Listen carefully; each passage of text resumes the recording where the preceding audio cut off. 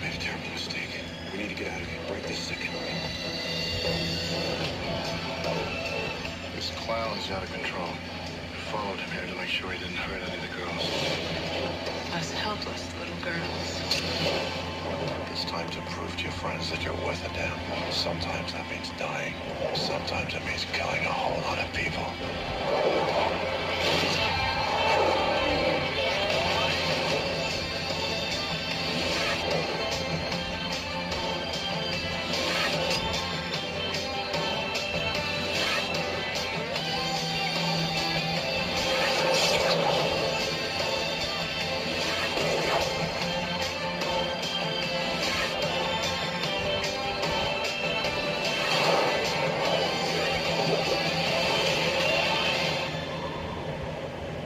Walk down the right back alley in Sin City, and you can find anything.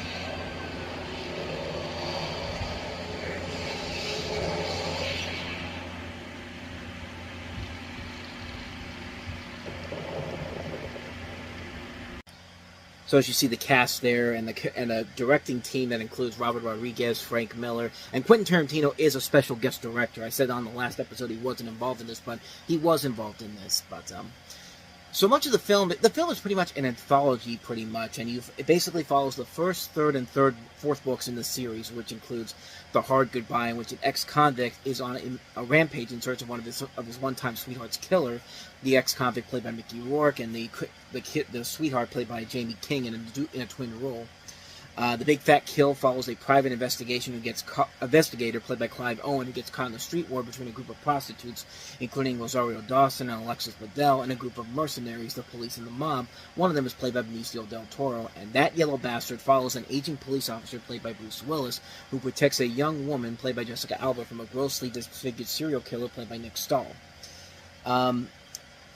This is about as perfect of a comic book movie as you can get. One of my all-time favorite movies. You know, Robert Rodriguez, Frank Miller, and Quentin Tarantino do a fantastic job of bringing the book to life. The cast is spectacular, just a star-studded cast overall. I didn't even mention half the names that are in this. Brittany Murphy, you see in the trailer, Elijah Wood, Powers Booth, Michael Clark Duncan, Carla Gugino, Devon Aoki, Rutger Hauer, Michael Madsen. Just a phenomenal cast in this movie. Everybody in this is giving it their all. The performances are top-notch. The action sequences are incredible. The violence is very good. You know, it really is an impressive feat of a movie on so many levels. It's a movie that does not play it safe. It goes straight for the kill, and boy, when it does, it succeeds big time. From a visual perspective, the cast overall is great. Mickey Rourke and Bruce Willis, I think, are the highlights of the movie, giving the strongest performances of the film. Everybody in here is great. It's just such a great movie.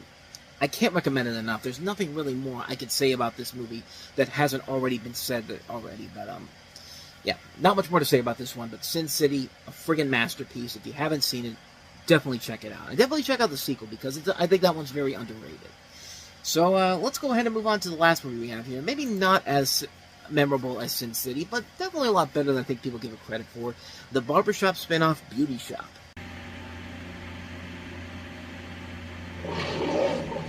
What makes a woman beautiful? Is it her eyes? Is it her skin? Her hair? Or is it her sex? It's all that. And we make it all happen here at the beauty shop. And I'm not just talking about making you look fly. In here, we share everything. Nothing's off limits. Family, gossip, money, and especially men. And trust me, we got ways of making you talk. So ask yourself, are you ready to walk through these doors? You ready to hear what I hear?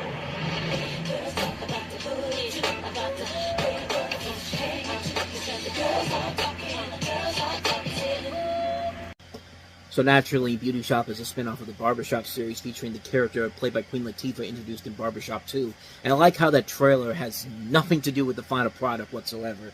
They probably filmed that on the set of Barbershop 2 when they announced that they were giving Queen Latifah the spin-off, and just shot that as a special shoot trailer, and then realized they had to make another movie outfit, so they had to basically redo the entire Beauty Shop as a whole, because if you watch it in the movie, it's completely different than what it looks like in that trailer. But in this movie, you have Queen Latifah's character, Gina Norris, who's a widowed hairstylist who has moved from Chicago to Atlanta so her daughter, Vanessa, can attend a private music school.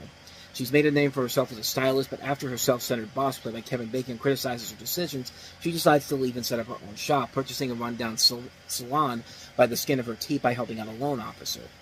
Upon buying the salon, she runs into instant barriers: loudmouth young stylists, older clients who are set in their way, people wary of her ability as a hairdresser, and the constant trouble with her rebellious sister-in-law, who's played by Rudy from The Cosby Show, which I did not know when I first saw this movie. But, yeah, that's Keisha Napoleon. After what, 13 years after The Cosby Show ended, she grew up and she looked pretty good. She still looks pretty good today, but in a short time, the previous owner's clients become her own, and many of her former clients find their way from Jorge's to her salon.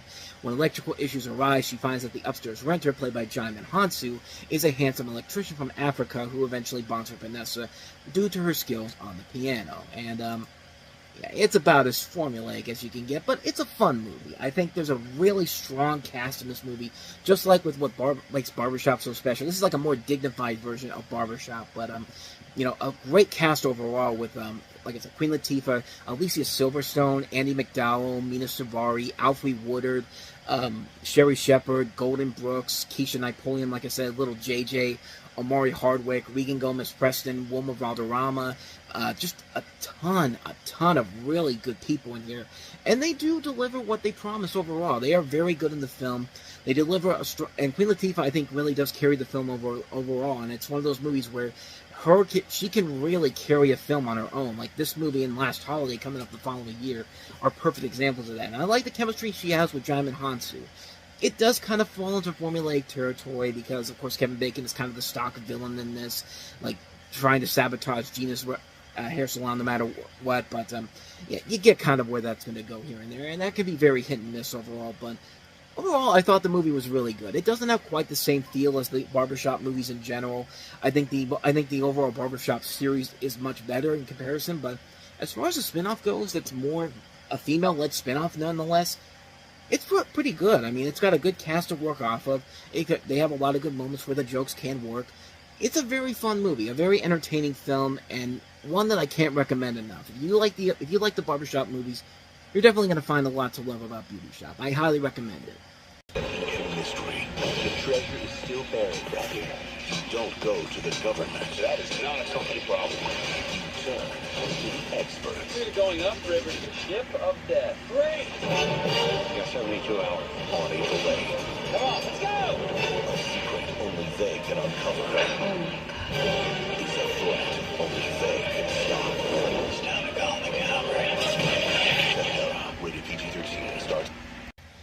So there is a little bit of an interesting history behind this movie, and the fact that, as I said before, it was one of the biggest box office failures of all time because it only grossed $119 million worldwide off of a budget of $160 million. So, in the long scheme of things, it didn't end up making back any of its money. It actually lost a lot of money for Paramount in general.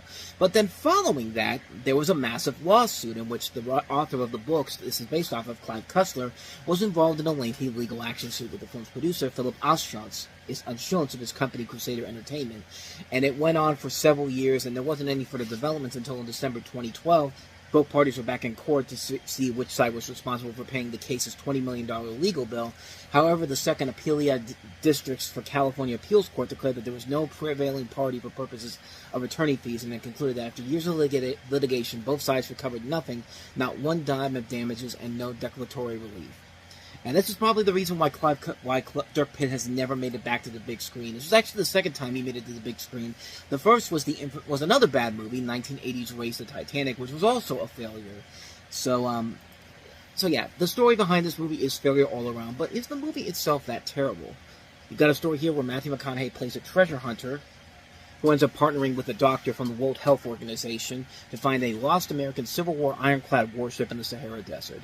Now, I went to go see this movie in theaters for the first time when it came out, and I didn't hate it. I bought it on DVD shortly after it came out, but honestly, I hadn't seen it in nearly 20 years. I only watched it again recently to get ready for this review, and I gotta say, it's one that, it's passable. it's not a bad movie, but it's not a great movie either. It's a movie that just has so much behind-the-scenes drama going towards it. I didn't even bring up the whole thing about the cost and bribery allegations about this movie. There was a story that the New York Times put out dissecting the budget of the movie, and it showed how Hollywood movies can cost so much to produce and fail. And there was a whole thing where the film was initially greenlit with a budget of $80 million and rose up to $100 million to $160 million, and thus making it one of the biggest flops of all time. And yeah, they really wanted this to be a success, but I think the biggest problem with the movie in general was that, one, all that money that was going into the budget. This movie had to make, usually I think they say it's like, if you make back it's like either 3 to 5 times your original budget. If you make that much back, you're pretty much guaranteed to have a successful franchise and a successful series of films going forward. And this thing was not going to make its money back in any way, shape, or form. And not only that, you got all the behind-the-scenes stuff that's affecting the movie in general, and it would help if the movie was actually really good, because if the movie was really good, then we could forget about those problems behind the scenes. But with all those problems behind the scenes, it definitely shows in the film adaptation that all this word of mouth, that negative word of mouth for a movie that's this bland. I mean, it's not even that it's a bad movie, it's just a bland film. Matthew McConaughey is a cool dude, and he has shown that time and time again that he is more than capable of taking on a role of this caliber, but in this case, it's just like, he's not really given a whole lot to do. There's not really a whole lot of good jokes that are given to him. There's not really a lot of adventure going on in this. Steve Zahn and Penelope Cruz are just kind of there to be the sidekicks, and Cruz to be the love interest in general. You also have Glenn Turman, Rainn Wilson. This is just a weeks before. This is just right around the time The Office was coming on. You see William H. Macy in the trailer there, Delroy Lindo. It's got a good cast. It's got a good idea. There's a good story you could tell with this character, but the problem with this movie is just that there's nothing really that significant going on here that you haven't seen done better in much better movies. Hell, the Indiana Jones movies and the Mummy movies have done this, are much better at taking something of this caliber and making something fun out of it. Granted, Indiana Jones does it a whole lot better than the Mummy does, but the Mummy does it at least in a way that's still fun nonetheless, regardless of how stupid it gets. But this is just pushing its luck, and it really needed to be a great, great movie from the beginning to have any kind of hope of making it successful, and it just wasn't there. And it's a shame, because it's not a bad movie. It's just that everything was going against it, and it just had to take a Christmas miracle to make that happen, and to make it be successful, and it wasn't there. And sadly, this is the end result of it, a movie that is just such a disappointment, with so much talent on board. It's not a bad movie, but it's just one that you look at and go, like, the potential there was easily right there. You could have made something great out of this, and it just wasn't there. So yeah, not a negative review, but not a great review either of Sahara. Just a disappointing review, to say the least. But, so with that said, let's get to easily the best movie of the week, and that is Fever Pitch with Jimmy Fallon, Drew Barrymore, and the new film from the director from the Farrelly brothers. Excuse me.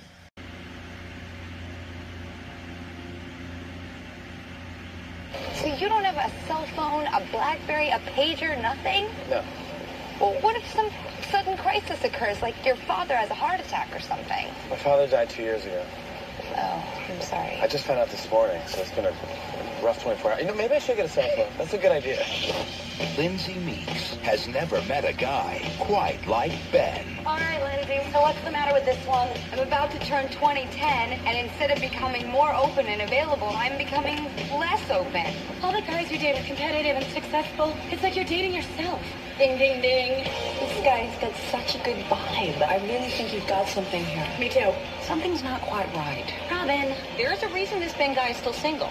I'm really gonna take a chance now. Lindsay, will you go to opening day with me? Yes. She knows he's a fan. Where do the Sox rank in your life? I said Red Sox! And breathing.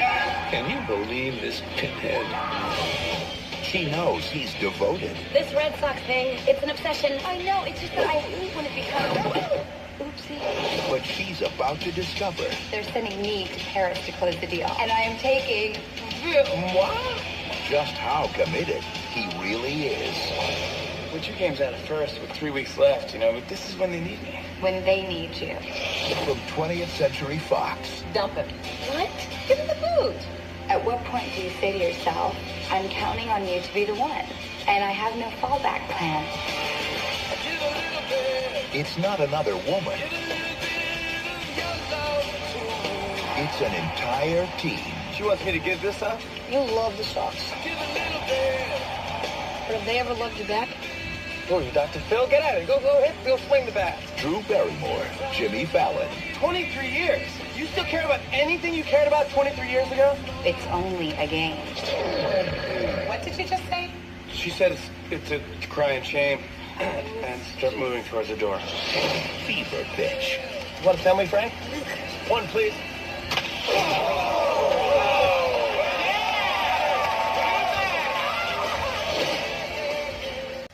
See, you have a movie here where there was hope for Jimmy Fallon when he left Saturday Night Live. I know Taxi wasn't a good start to his career, but a movie like this, and, you know, you pair him up with Drew Barrymore, who were two likable. Both of these people were likable personalities back in the day, unlike now, where they're kind of seen as pariahs when it comes to their talk shows. Drew Barrymore gets way too close to her guests, and Jimmy Fallon has just become a bland Tonight Show host in the long run when it's all said and done.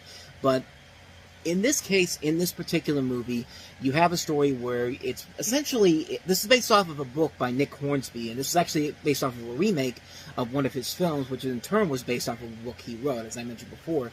And in this story, you have the story here of Jimmy Fallon as this rabid Boston Red Sox fan. Like, he worships the Boston Red Sox like crazy, and, you know, he falls in love with this woman played by Drew Barrymore, and she's trying to juggle the relationship between him and also his relationship with the team, because he has such a massive love for the fan base, the team in general, and it just gets to a point where something's got to give with him. You know, something has to come to terms. Like, he's got to choose between being the diehard Red Sox fan or spending the rest of his life with this woman he met, who he really loves. And yeah, this really is one of the Farrelly brothers' most underrated movies. This is probably high up there with some of their best movies in general when you think about it, because it really is a very good, well-made love story. Like, it's a really good story between a guy who is so desperate to keep this diehard fandom in his heart that he has for this team, but he also has this love for this woman he meets. And the chemistry between Fallon and Barrymore works very well. They're both very funny. They're given a lot of very funny elements to work with in general. And it's got a really good cast involved in this movie. Like, not only with Barrymore and Fallon, but you see it in the trailer there. You know, Jo Beth Williams, Willie Garson, you know, Ione Skye, Katie Strickland, Marissa Jarrett Winokur, Lenny Clark. You know, just a number of different people that you've seen in a lot of other works, and they're just incredible to watch here in this movie. They're very fun to watch in general, and it's a really amazing film. It's a really damn good movie that I think a lot of people definitely deserve to give a lot more credit to. And it's also a very interesting story behind this whole thing, because in the original plot of the movie, it was supposed to be that, you know, the Red Sox were losing the playoffs. However, this was, keep in mind, this was in 2004. This was when the Red Sox stunned the baseball world when they won 4 straight games to win the ALCS against the Yankees, and then, you know, they broke the curse of the Bambino by beating the St. Louis Cardinals in the World Series, and thus the ending had essentially needed to be rewritten. And on the day of Game 4, the Farrellys decided to bring back Barrymore and Fallon and, you know, have them go to the game at Busch Stadium in character.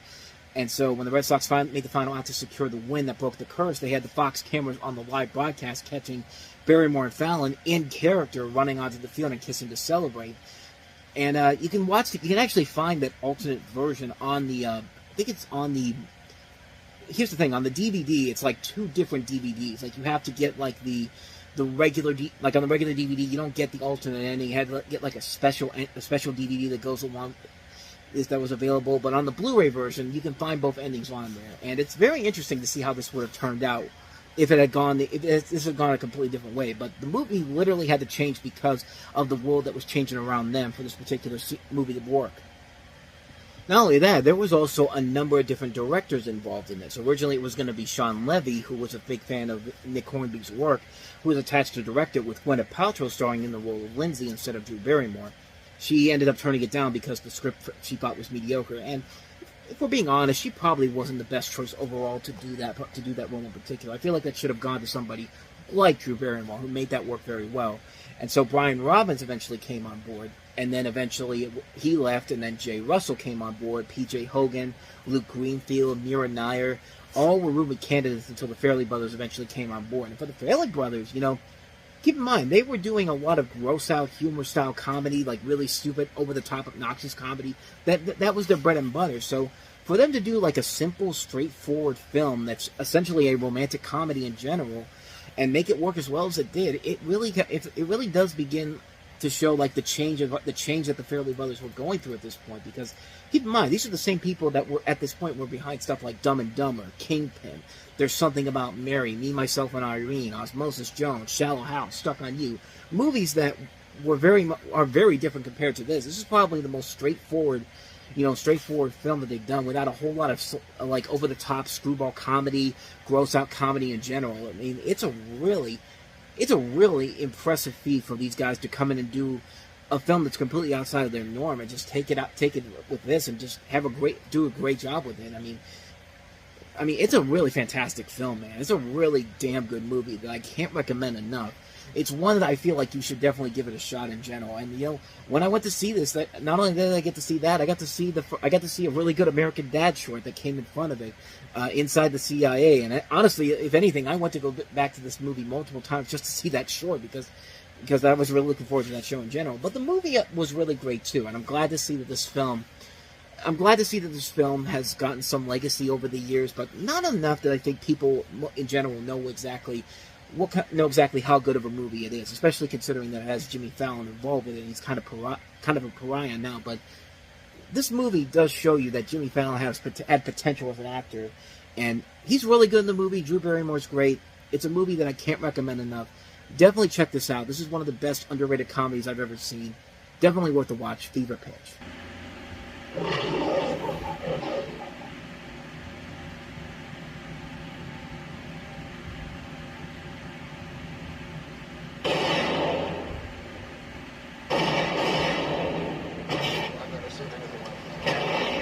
What you know about how these deaths occurred.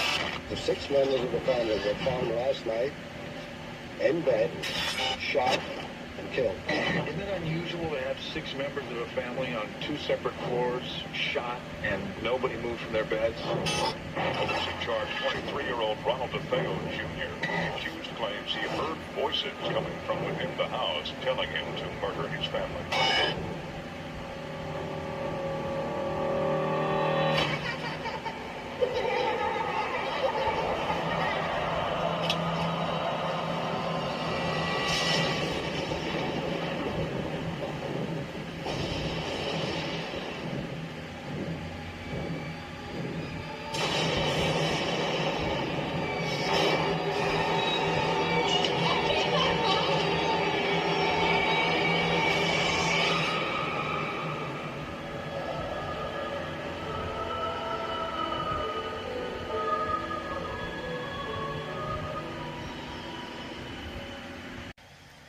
I'll give it this. It's a pretty damn good teaser trailer.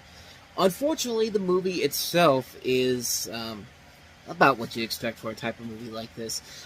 This is, of course, based off of the 1979 film with the same name, which was in turn based off of the book, which was based on a supposed true story about what actually happened with this house in particular. As the film shows, it documents the experiences of the Lutz family, played by Ryan Reynolds and Melissa George, and also featuring the film debut of Chloe Grace Moretz, after they moved into a house at 112 Ocean Avenue, Long Island. And in 1974, a real-life mass murderer, Ronald DeFeo Jr., killed 6 members of his family at the same house in Amityville, New York. And if you know the Amityville horror, you pretty much know exactly how this is going to turn out, which basically means that, yeah, this family ain't making it out alive, pretty much. And, yeah, this is, okay, technically they do kind of make it out, at least in the original film they do, but, it's pretty much the same ending as the original film, except in this version, they decided to add another level to it. As it turns out, not only does the Lutz family get out alive, that's where the original movie ended, but no. We gotta add more scare factors to it. We gotta leave the audience screaming for more. So the little girl, Jody, she's shown standing in the now empty house, screaming in terror while the house rearranges itself back to its original state. And then she is pulled beneath the floor by a pair of disembodied hands so that the terror can begin again. Because that's clearly the lamest attempt to try to continue a film series after the original film. Because the original film No, is having them just leave is not enough. No, we gotta sequel bait the hell out of this, and yeah, this is a really bad movie. This is a really, really bad film, but I mean, give it credit. It's trying to capture the spirit of the original film, and it does it almost well. Ryan Reynolds, I think, is pretty good, playing a very serious role, and I think he does it pretty well here for the most part. But you know, Melissa George has some good moments here and there. Philip Baker Hall has some good moments here and there, but as Father Calloway. But for the most part, yeah, this is pretty much a straightforward Amityville film that you've seen done to death, except it's a Michael Bay-produced Amityville horror movie, so that means we got to up the ante. We got to make it cool for the teenagers who are gonna see this on opening weekend and then never come back to it again, because they got to go on their dates. They got to make whoopee at the end of it, or even during the movie. They accomplished what they were going to do during that weekend, and then they never went back to this movie ever again. And yeah, this is a film that just really, really is not a good movie. And in fact, it was so bad, the real George Lutz actually tried to sue the filmmakers at the time of his death in May 2006. So that's how much that this movie was universally hated, when even the people who are behind this movie are telling you it's a steaming pile of garbage. So yeah, that is pretty much everything you need to know about this movie. It's a movie that is pretty much about as generic as you can get. It's a Michael Bay produced horror remake, and this was kind of the turning point for his movies, because Texas Chainsaw Massacre was a really good remake.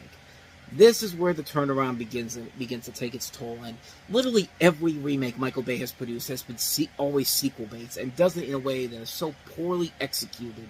Like Friday the 13th, the 2009 remake, sequel based itself with a really lame ending that isn't even remotely as intriguing or as scary as the 1980 version, or even the Nightmare on Elm Street remake, which has the original had a sequel baited, but it was done in a way that was actually terrifying and actually kind of silly too. But here in the remake, it's just very silly. But we'll eventually delve into those remakes when we get to them eventually. But so yeah, not much more to say about the Amityville Horror, but why did I say that this was a special episode if I'm just talking about a really terrible horror remake?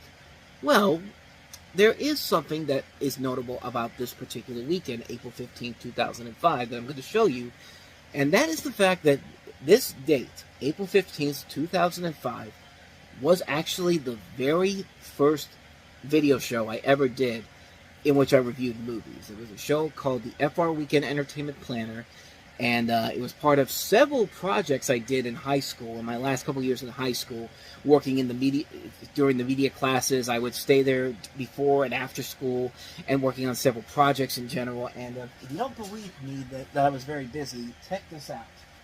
I've shown these a couple times in my DVD collection videos, but if you have never seen them before, all of this right here is all my work that I did at Franklin Regional. Now, unfortunately, I don't have the proper way to take the DVD and download it into the computer, because I don't have one of those players that can do that.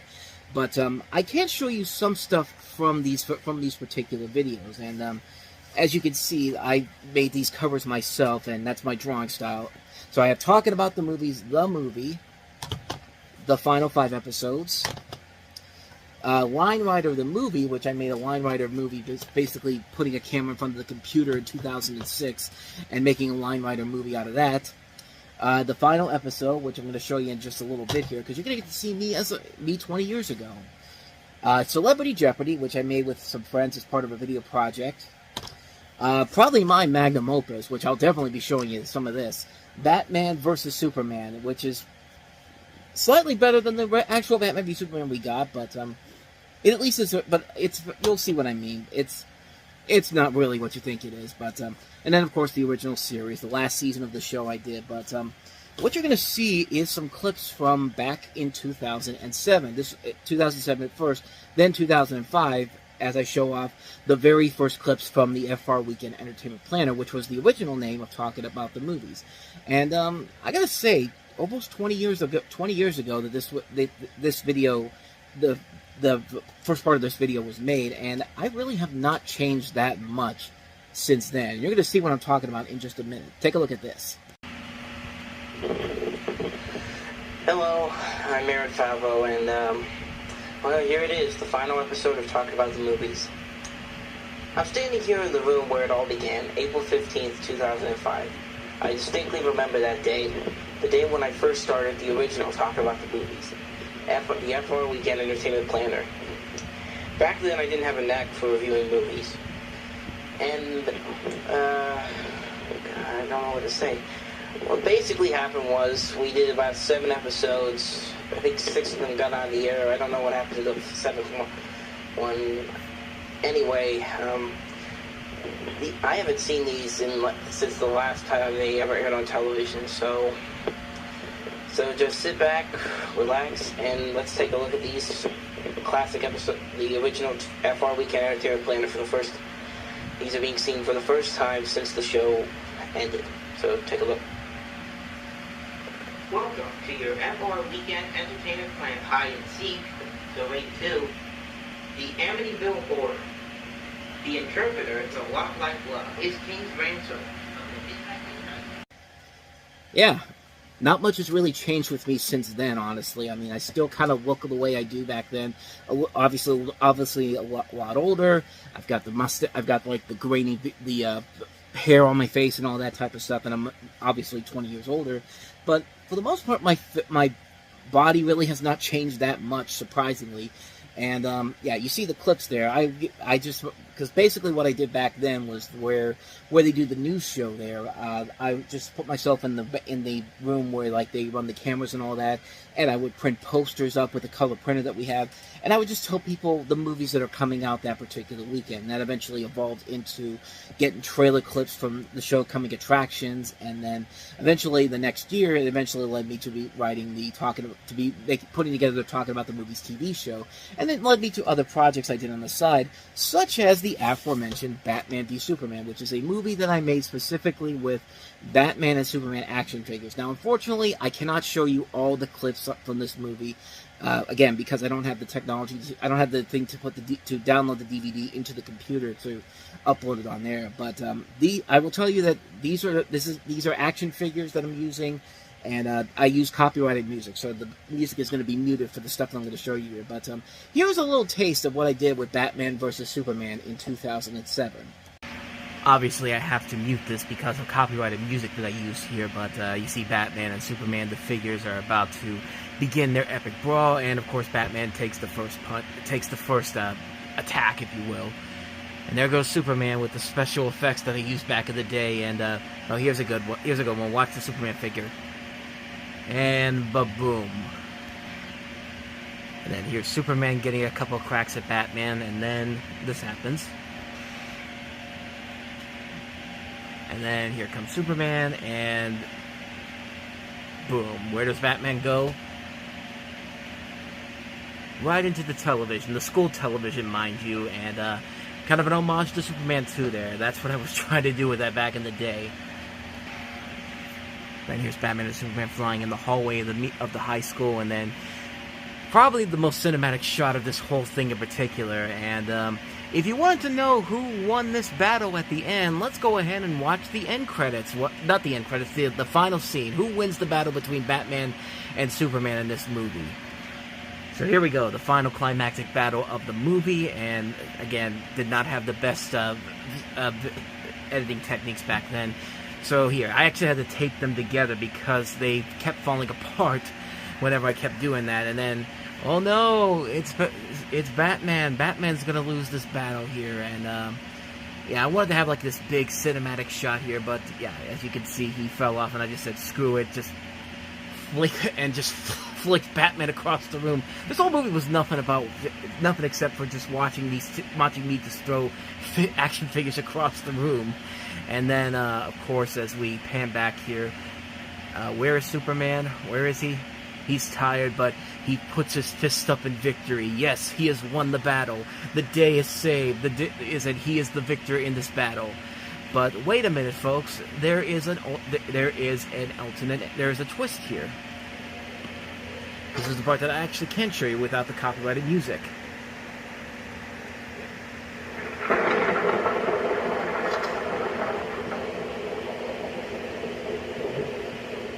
So ready for the biggest twist of the whole movie?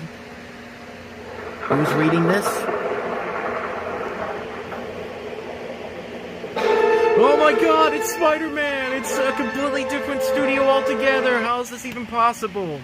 Yeah, to be perfectly honest, I just, you know, that's supposed to be obviously a superhero. Oh, before I get to the alternate ending, I just want to say that, you know, that was you know, back in 2007, they had a lot of movies that had stingers at the end of it, teasing potential sequels. So I figure, what the hell, I'll do one. And then how about Spider-Man? Why not? Except for the fact that Batman and Superman are from DC, and Spider-Man is from Marvel Studios. But what about this alternate ending? What would have happened if Superman had won, if Superman had lost and Batman had won? Let's go ahead and see how that panned out, shall we? Yeah, that time I just threw both on the desk right there.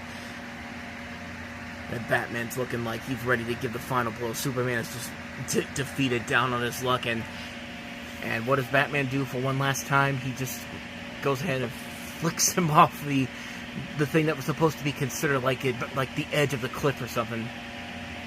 I don't know what I was planning, but there's Batman, and he's giving it the final kick.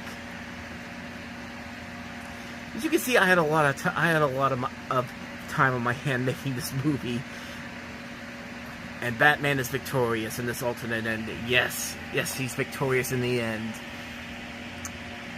In this alternate ending, and then of course the cinematic backdrop, and this alternate ending also has its own twist at the end of it.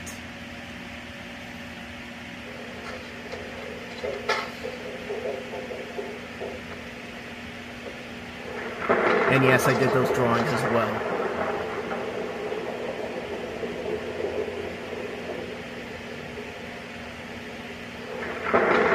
Who's reading the paper this time?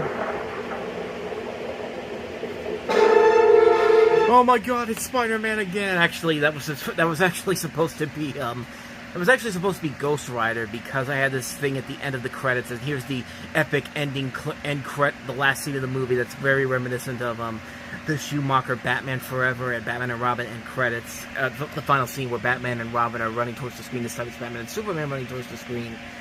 And that's when the credits roll. And, yeah, because this was 2007, so I decided to make the decree that Batman and Superman will return to fight in Batman and Superman versus Spider-Man and Ghost Rider, and not really. So, yeah, that's how, that's a little bit of my Batman versus Superman movie. Needless to say, I think it's a lot better than the actual Batman v Superman movie that we actually got. Now, be honest with yourself. Would you rather watch this movie that I made with me just basically taking a Batman and Superman action figure and letting them and just making them beat the crap out of each other for 20 minutes? Or would you rather watch Zack Snyder's Batman v Superman, This Generation's Phantom Menace? I personally would watch this again. But then again, I know people really like Batman v Superman, Dawn of Justice, but more power to you. I just don't like it. But not to say that this movie's any better, but at least this one's more fun, at least in my opinion, because it is Batman and Superman beating the crap out of each other. It has a twist that you do not see coming. So yeah, this is some fun stuff that I was able to find again. I wanted to find this, so that's why there was a little bit of delay getting this episode out there, because I wanted to show off what I did back in the day, and yeah, when I get I want to be able to show these on the YouTube channel, but I need to figure out I don't have this proper the proper things to use to download DVDs straight from the DVD player or the PlayStation 4 to the computer. So whenever that day comes, though, I will definitely show these off to you, because these are some good fond memories I had from making these videos back in the day. They were a lot of fun, and yeah.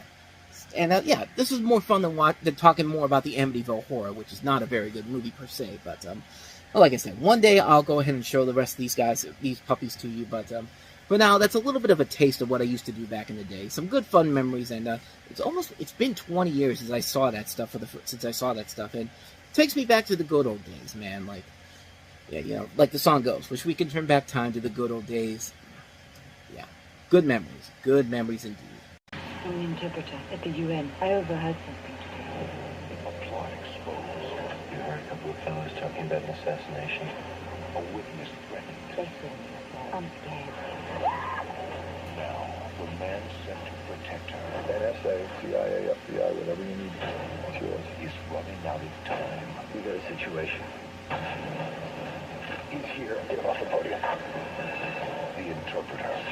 Rated PG-13. Starts April 27th.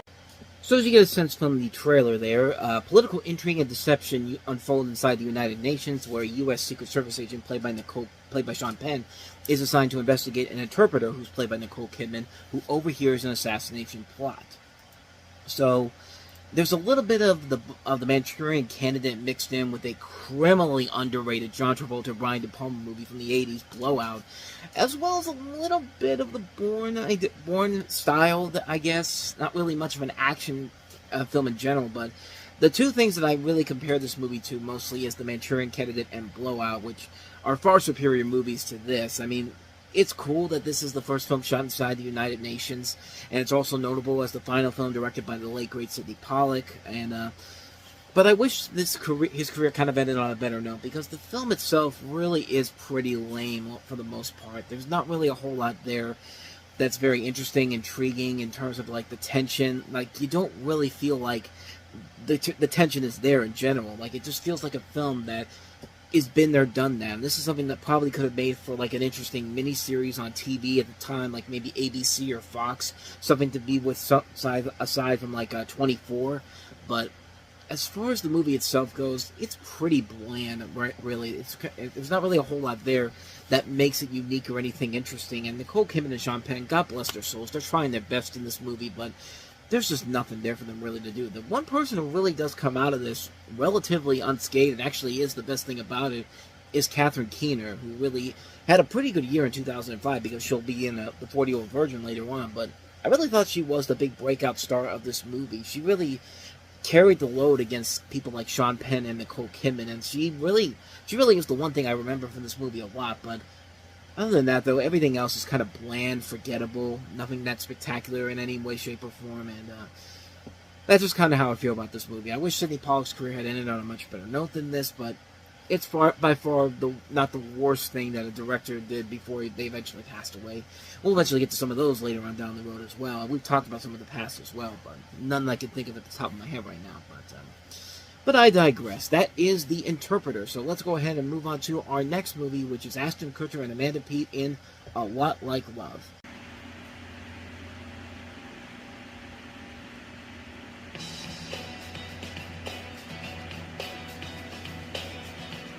I'm Oliver. Emily. Relationships are complicated. You and I would never become a thing. Would you like to sit next to your girlfriend? Because even if the people are compatible, A guy like me with a job, a house, a car. You think I'm gonna have a problem finding somebody to fall in love with me? Oh, I think you're gonna have a big problem. even if the mood is special.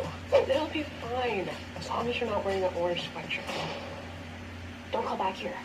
And the setting Keep very still, okay? You're just taking advantage of me right now. is magical. Folks, can I touch you out here for a second? This is a national park. The timing I'm moving my business in San Francisco. Just when I'm starting to like you, you're moving away. is still everything. How can I be there for her if I don't even have my thing figured out? She is much better off. When it's over, it's over. I gotta ask you something. What was strike one? What? In New York. Strike two was that I didn't play guitar. Strike three, I was born under the wrong sign. What was strike one? I had to make the first move. Remember? This spring, I know I'm probably 6 years too late, but will you give me strike one back? I'm engaged.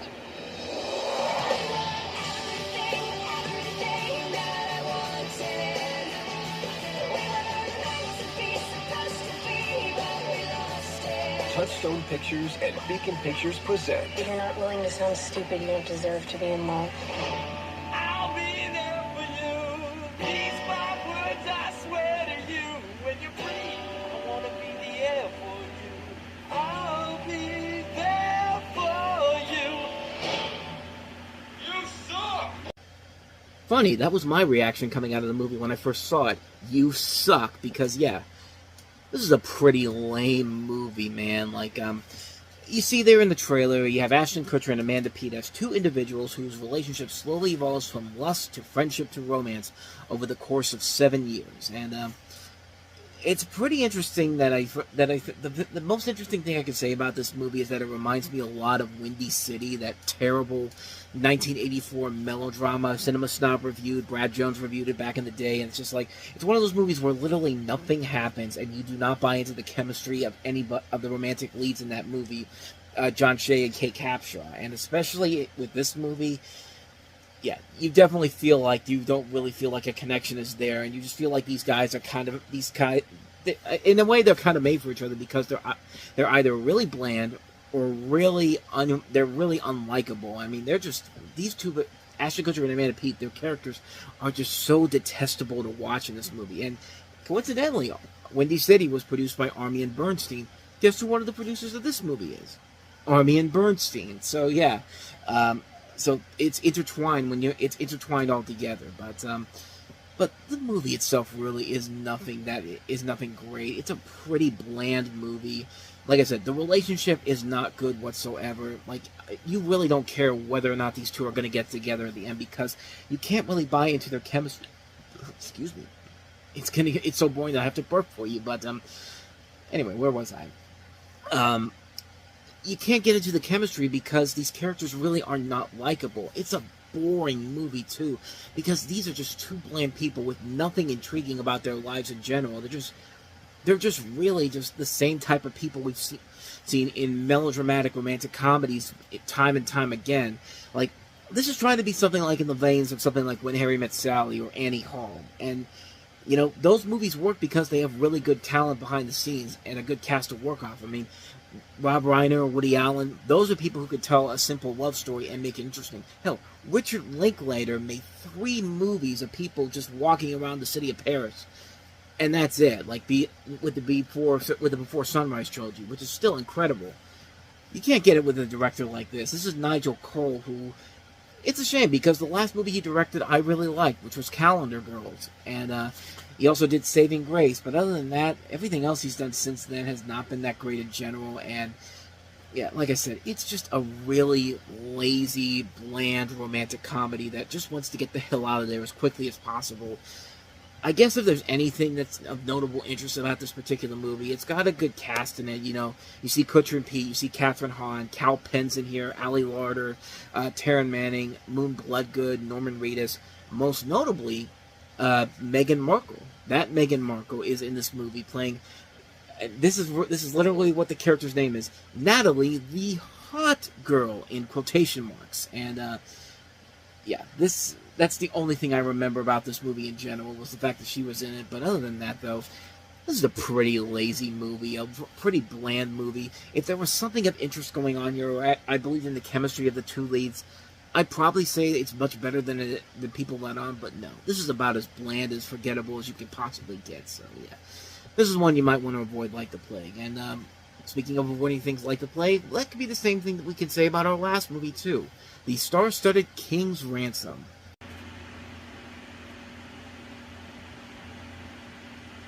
Mr. King, sir, how are we feeling today, sir? Rich. Millionaire Malcolm King is a man everyone wants a piece of. Must you cancel all of my credit cards? And they will go to any length You are seriously talking about kidnapping someone? to get it. What part of life in prison don't you understand?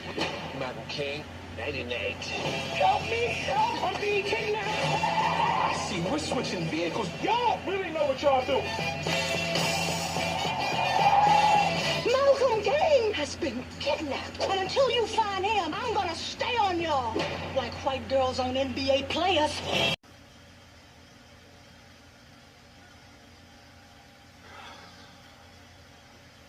You would almost swear that this movie was written by white people in general, but nope. The writer and director of this movie are black, and especially the director of this movie was a protege of Spike Lee. Shame on all these people who made this movie. I'm not just talking about the writer and director, everybody who's involved in this movie, because good lord, this was a disaster. So you have Anthony Anderson as a wealthy, selfish, obnoxious businessman who's about to divorce his wife, Renee, played by Kalita Smith. She plans to ruin him financially during the court proceedings, and King is willing to do anything to protect his fortune.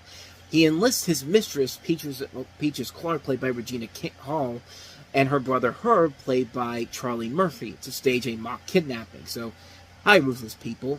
They are to make and receive a huge ransom demand, which would help keep the money safe from his wife. Unfortunately for him, two other people have similar plans to kidnap him. Angela, played by Nicole Ari Parker, an aggravated employee, and Corey, played by Jay Moore, a good-natured yet hapless nobody who lives in his grandmother's basement and needs $10,000 after being threatened by his adopted sister. This is a movie that features, like I said, Anthony Anderson, Jay Moore, Kalita Smith, Donald Faison, Regina Hall, Nicole Ori Parker, Loretta Devine, Charlie Murphy, Leela Arsery, Brooke D'Orsay. Like, good people involved in here that I've seen in much better movies, but this is just not it. This is about as horrible and as poorly put together as you get. I stopped it at that line by Loretta Devine, who I love. I love her as a character actress. I've seen her in so many movies, and that was the moment where I just said, I just had to stop, because, like, that is such a bland, lazy joke that, again, you would think that this was a movie completely written by people who were not black, but no. Writer and director are black, and the writer of this is actually somebody who wrote for Kino and Kel. And like I said, the director of this is a protege of Spike Lee, having worked on several movies such as Mo Better Blues, Malcolm X, and Jungle Fever. And yeah, this is probably his biggest film as a director as a whole, except for maybe 17 Again for Showtime, which featured Tia and Tamara Mowry. He also did Book of Love, which I've never heard of, and A Beautiful Soul, which, again, is something I never heard of. But this is probably his most notable film. And that's a shame, man, because you're a protege of Spike Lee, and this is the best you can do? Like, this is about as lazy and as bland of a movie as you could possibly get. It's really, really bad. Like, a lot like Love was at least trying. Nobody is trying in this movie here, and this thing's not even that long of a movie. It's an hour and a half long, but it's so tedious and so bland and so stupid and so unbelievably ridiculous, and how lazy it is. Like, it's just unbearable to watch. I barely got through it the first time I watched it, because everybody in here is just so stupid. No matter who you are in this movie, you're written to just be a stereotype or just be somebody who says a bad joke. It's a terrible movie, man. I hate this movie so much. I hate it. And it's surprisingly not one of the worst. It's amazing how this isn't one of the worst movies I've ever seen. Like, it has to be, but it could be pretty high up there if it really needed to be. I mean, that's how I feel about this movie. It's funny because as of the time I'm doing this, I'm about to start doing the top 30 worst movies of all time on the Reviewing Network Talks About. But this one is surprisingly not on the list as far as I'm concerned. But if it's not there, it should be pretty damn close, because this is about as lazy and as bad of a movie as you can get. Not funny, not clever, just a mess of a film. I hate this movie so much. Everybody who is involved in this should be ashamed of themselves. Big time. Just avoid this one like the plague, man. Seriously.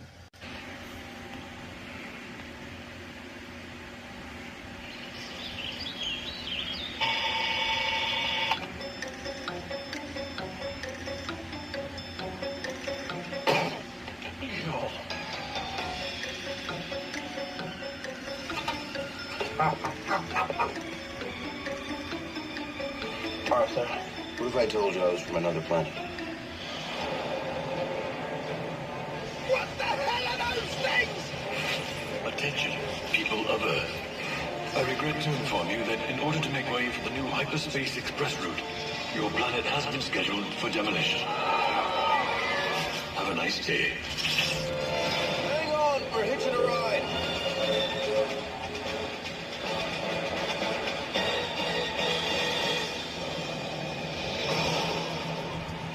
From the celebrated best-selling novel, The Hitchhiker's Guide to the Galaxy. What is this thing? It's the guide. It's got everything you need to know to survive in the universe. Losing your planet isn't the end of the world. Hey, man! What the hell you doing here? Arthur, this is Zaphod Bibblebrox, president of the galaxy. He shares 3 of the same letters as me.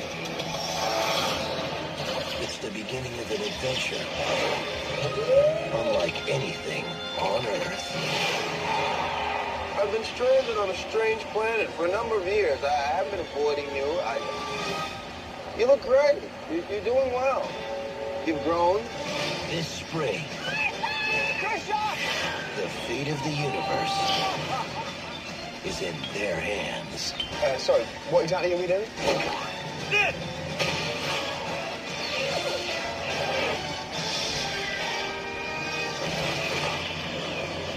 The Hitchhiker's Guide to the Galaxy. Don't leave Earth without it. Sir, come on! What was that?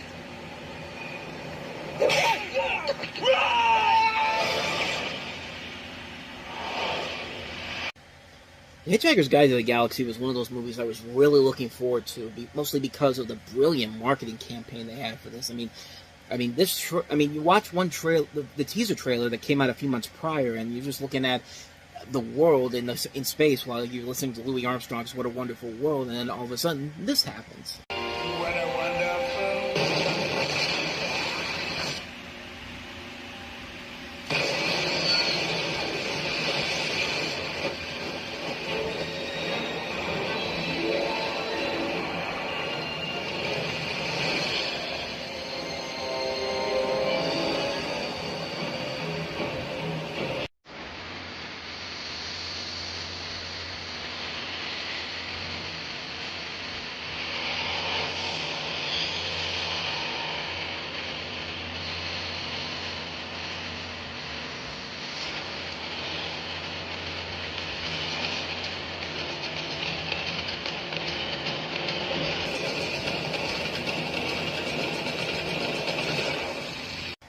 Which was actually such a good teaser trailer that Disney decided to use it again, this time to promote their upcoming animated feature Chicken Little. What a wonderful...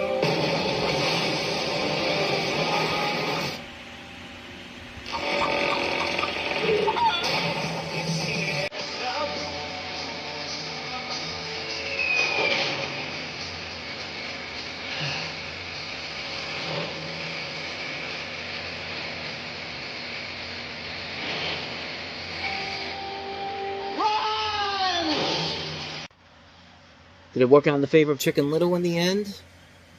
We'll save that for the end of the year, but I'll tell you right now, not really. But let's get back to The Hitchhiker's Guide to the Galaxy.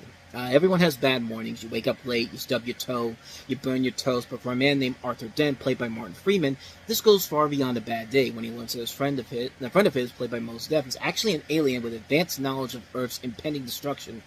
He's transported off the Earth seconds before it's blown up to make way for a new hyperspace motorway, and if that's not enough, thrown in by being wanted by the police, Earth 2, an insane electronic encyclopedia, no tea whatsoever, a chronically depressed robot played by Alan Rickman, and a search for the meaning of life, and you got the greatest adventure off Earth. And this movie was not well received when it came out. It didn't do bad with the critics in general. Critics overall were mixed on it.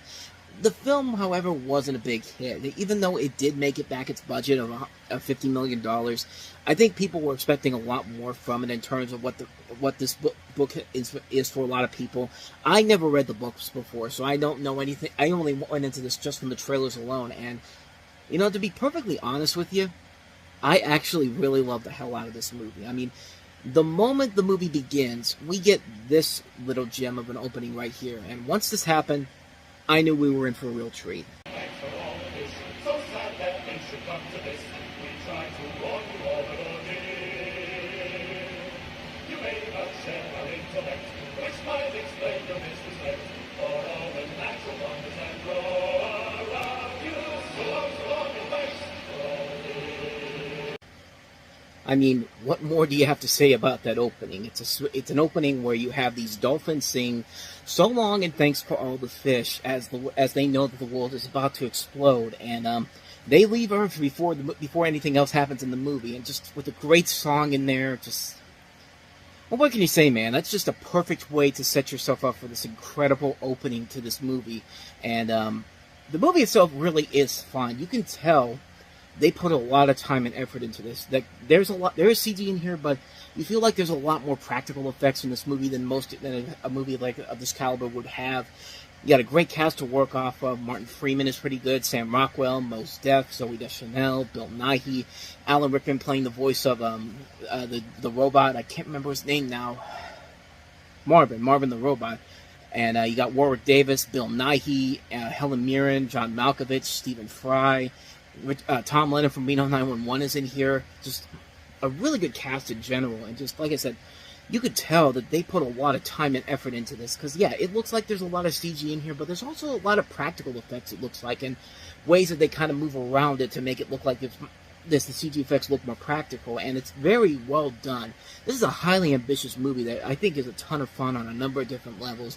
It has a lot of very funny moments, too. This is directed by Garth Jennings, who would later go on to become known as the director of the Sing movies, which are kind of underrated, honestly. Those are those movies that you didn't really think you're going to get a whole lot from because they're made by the same people that did Despicable Me, but they're actually kind of good. Like, the first one I thought was one of those big surprises that really came out of nowhere. The second one, also pretty good, too. I thought the second one was also kind of fun. And a lot of the great stuff that this director can do is in this movie. It's very fun stuff that he's able to work with here. The atmosphere, the comedy, the casting, the ways that they do stuff here. Like, things will just happen for the sake of just out of nowhere. Like, there's one scene in particular I'll always remember when, just out of nowhere, a giant sperm whale falls from the earth, and he's thinking about how he's contemplating the life and how he's going to die, and it's just like, it's a perfectly silly, over-the-top scene that you buy into it because you're just sucked into this world that they're bringing you into. Some people say it's not quite the source material that they had in mind, but honestly, as somebody like me who didn't really go into this knowing too much about the books in general, I think this is a ton of fun. I think this is a film that is very much underrated and definitely deserves a reconciliation over time itself. I mean, this is a movie that probably should be getting more respect as the years go on. I don't know if it quite has that in general, but I thought it was a ton of fun. It's a movie I really loved. I liked it back then. I really love it now. It's a fun movie. I can't recommend this one enough. If you go into it with the right mindset, you can have a hell of a time with The Hitchhiker's Guide to the Galaxy. Easily. Hands down. I do recommend this movie a lot. So, with that said, let's go ahead and move on to our last movie that we have here, and that is Ice Cube and XXX State of the Union. In the center of American power, we are at a critical moment in our history.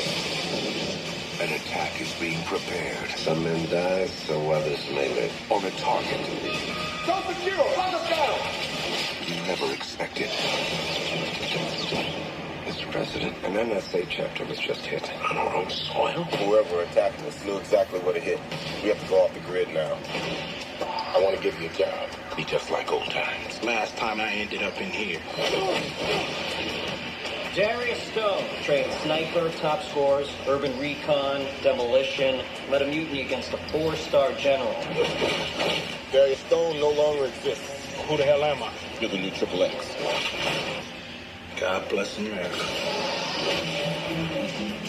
Now, one man is discovering that the greatest threat to our nation Secretary of Defense Deckard?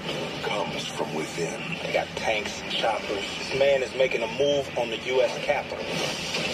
I'll do whatever it takes to best protect this nation. You're going to take the president out, huh, Captain? You what? They pull the trigger, you take the fall. Cleanest revolution in history. Fellow Americans, our union is strong.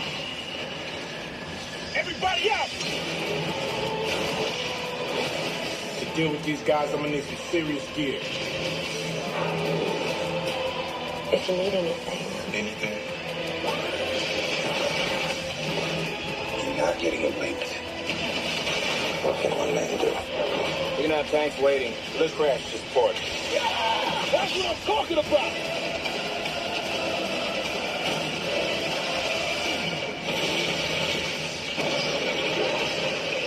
Wars come and go, but my soldiers stay eternal. I like that. Who said it? Jefferson, Patton, Tupac.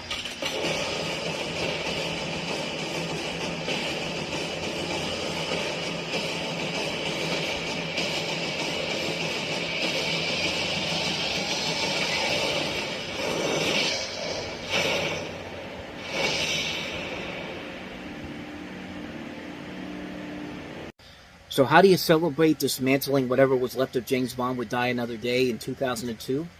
Steal the director for your sequel without and don't get Vin Diesel back or anything. In fact, they were initially, him and Rob Cohen were originally intended to be back for the sequel, but they both dropped out due to scripting issues, and yeah. And I can pretty much tell you why this movie didn't work right from the get-go, but let's go ahead and get into the plot itself. So in this movie, Samuel L. Jackson's agent Augustus Givens has selected an imprisoned former U.S. Navy SEAL Darius Stone, played by Ice Cube, as a new agent into the XXX program and has him travel to Washington, D.C., where they track a splinter faction of the U.S. military that attempts to overthrow the U.S. government and assassinate the president. Led by Secretary of Defense and former four-star General George Deckard, played by Willem Dafoe, Stone's former commanding officer, whom he once led a mutiny against, but he's targeted for assassination by a radical splinter group of dissenters deep within the United States government. The new XXX must uncover the insurgents from within. It is the nation's only hope to stop the first coup d'etat in American history. Certainly will never happen in real life. I mean, nothing like this would happen about 16 years later, after a president refused to accept the election results and basically caused a coup on January 6th of 2021. No, clearly will never happen in real life. Absolutely, never in a million years. But I digress. You could pretty much tell what's wrong with this movie right from the get-go. The original XXX was supposed to be the hip, stylish, cool, in-your-face James Bond movie, like a younger James Bond. But does any of this feel like a XXX movie to you? Because it certainly did not for me. Like, when I looked at this movie, and I look back on it nowadays, it feels like a film that was probably rewritten as something else entirely, an original concept, but they needed to do something similar to they needed to do like what they did with Die Hard 2 and just take a script that they had been working on for several years and rewrite it to make it a sequel to something else entirely. And yeah, unlike Die Hard 2 though, which is fun on its own on a number of different levels, this movie does not work by any means necessary, and it's just, you could see why from the get-go. Like, the plot makes no sense whatsoever. The casting overall, I mean, I like Ice Cube a lot. I was really looking forward to seeing it just because of Ice Cube being in it. But, man, what a blown opportunity this was. Because Ice Cube is trying his hardest to save the movie, man. He's the one thing in this movie that I did genuinely enjoy. But at the same time, like I said, there's not really, he's given a whole lot to do because the story in general isn't really that strong overall. And it's just a film that is very convoluted. It's trying to be like this smart, savvy political thriller. But it's just like, that's not what we got. That's not what made the first XXX movie a success. I mean, this movie completely goes against everything that the first XXX movie was supposed to be about. It just feels like it's a stale movie that just feels like a completely different project in general. And it doesn't help that you don't like anybody in this movie. You don't like Willem Dafoe because you know he's working for the bad guy.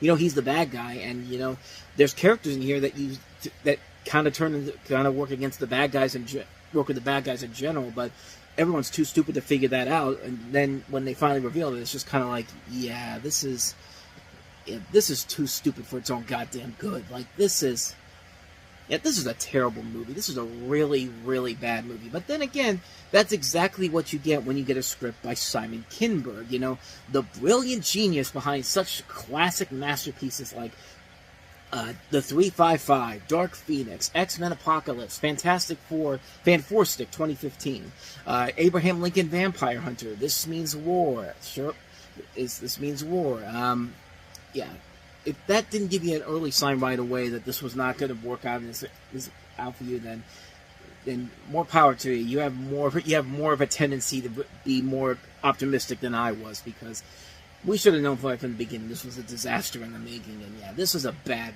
movie, man. I feel bad for Ice Cube, because it's not his fault the movie is bad. He's not really given anything to do, really, and the film just kind of falls apart right from the get-go, because you have no idea what the hell is going on.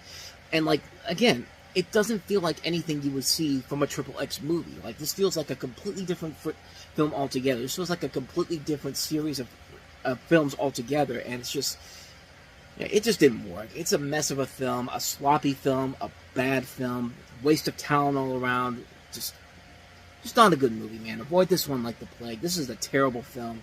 I hated this film a lot.